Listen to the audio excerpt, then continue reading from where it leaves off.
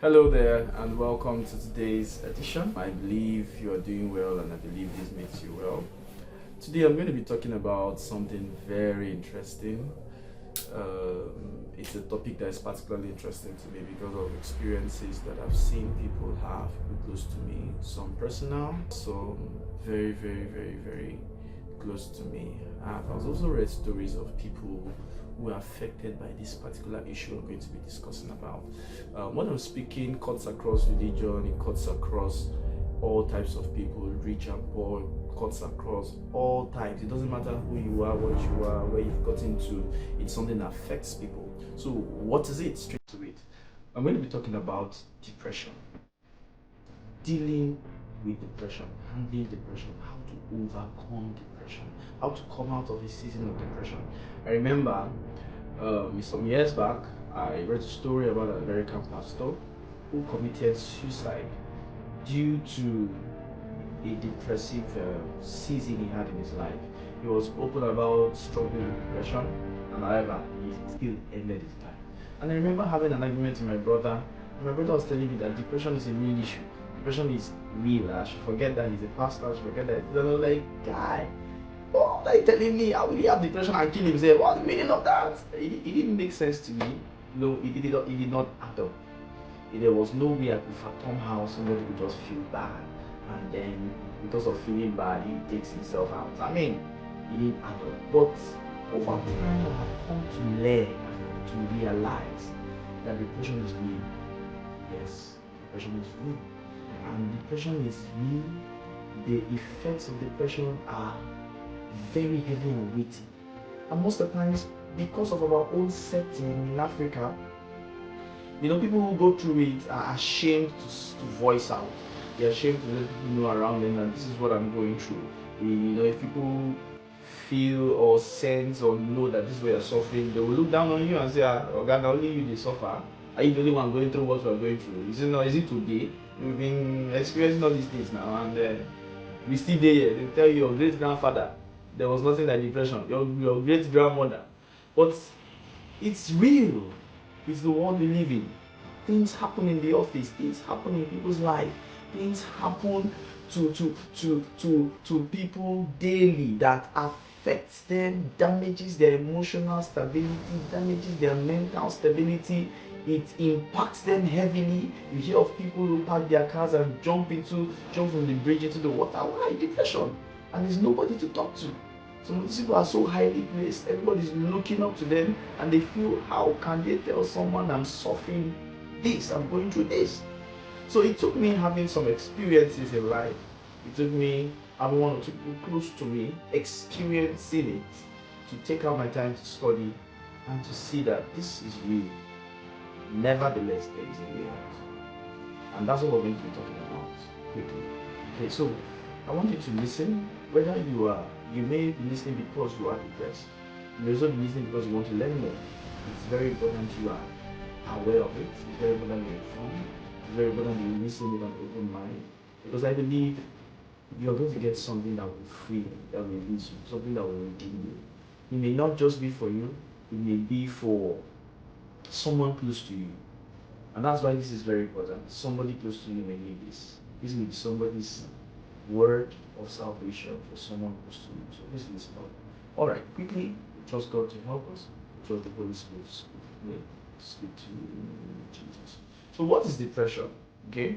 Now, depression said it's a group of conditions associated with the elevation or lowering of a person's mood, such as depression or bipolar disorder. So they call it a group of conditions. That's what it's here, according to Google. Not taking any special thing. According to Google, associated with the elevation or lowering of a person's mood. So it has to do with the lowering of a person's mood. However, you know what they call mood swings. It is not something that happens temporarily, like it's in a very short bout rather. So there are times where you just don't feel good in the morning. You just don't feel good. You just woke up. Some people say, I woke up on the wrong side of the bed. We're not talking about that. So let me read another definition before I go on. There's also clinical depression, which is defined as a mental health disorder characterized by persistently depressed mood or loss of interest in activities, causing significant impairment in daily life. I'll take it again.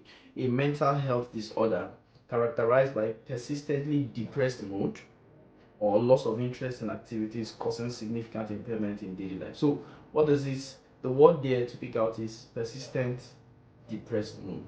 So, when you see people who they are persistently depressed, persistently moody, not people who say I'm quiet, but this is how I am. No, but you see people who they were joyful, they were alive, they were bright, and all of a sudden they become moody for a week, for 2 weeks, for 3 weeks. I mean, it's something serious. I know someone when I was very young who came to my church then to preach, very joyful and vibrant, yeah, very, very, very, very vibrant. And I heard of how this man, his wife was pregnant, and somehow, so unfortunately, they lost the baby. And I was very young. All of a sudden, I wasn't really seeing him the way I used to see him around, and I started asking. And the summation of everything that was told to me, I did not understand then.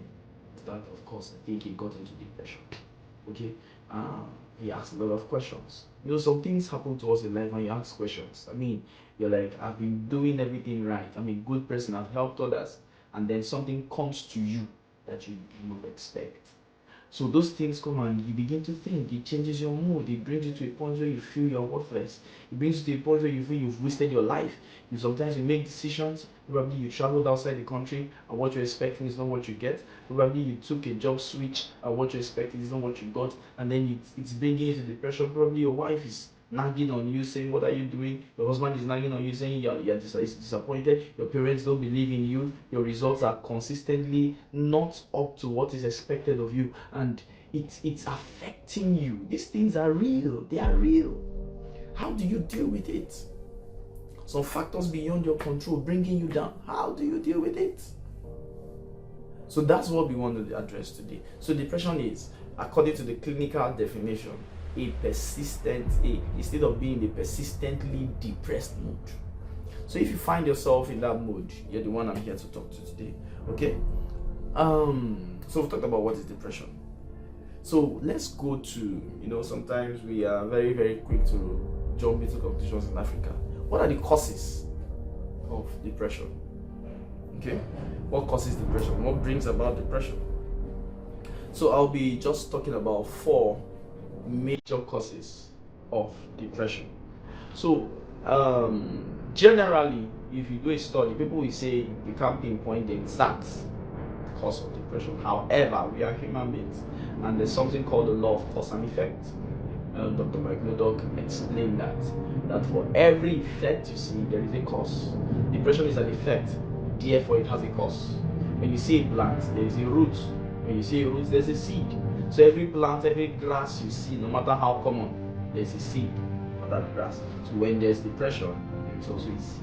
There's a cause. So what are the causes of depression? Number 1, this is going to be a shocker. Family history. Yes. Depression flows sometimes through bloodlines, through generations, through families. So when you see someone, I don't know if you've come across a family before, or anyone, an individual who everybody in their family moody. You go to the house, everybody's heavy, everybody's mute, everybody's down. The father is like that, he has transferred it to the wife, the wife has transferred it to the kids. There is no room for joy. And there are people who grow up in such kind of environments. Very moody, very dull, very unlively, very killing. They are in a constant state of depression. And sometimes when you see them in school, the kids in school, you try to relate to them. They don't see any need to be joyful. They don't see any need to relate with others. Why? Depression runs. Now I'm talking, you maybe see 1 or 2 people who you feel like that's category. So one cause of depression is actually from the family. Okay? Family history. The people who inherited, the families that grew it. The way there's some families when you go into, they are bubbling, joyful.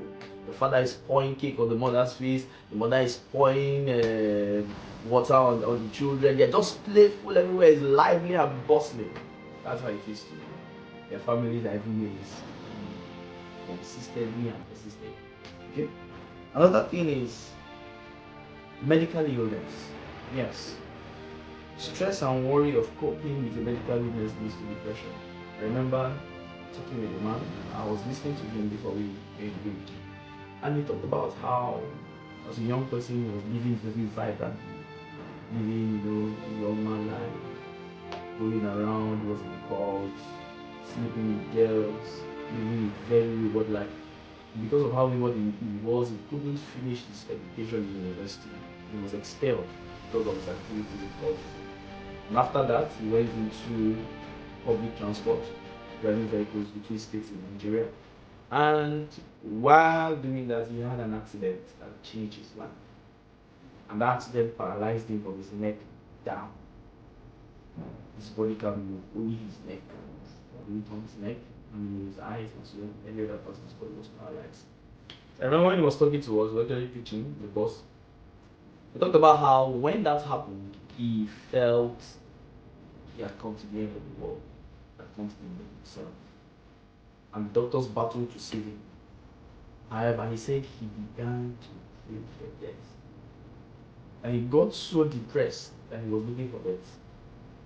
He was only incapacitated to take his life, but he was looking for death. So there are times when you go through certain series of illnesses, and yes, depression comes in. Depression comes in. Then it's persistent moody state. Then nothing gives them joy. What used to give them joy before doesn't give them joy again. Their favorite food becomes nothing to them. Their favorite sports become nothing to them. Their favorite show becomes nothing to them. That's when you know depression is setting in. Okay? So prolonged illnesses also lead to it.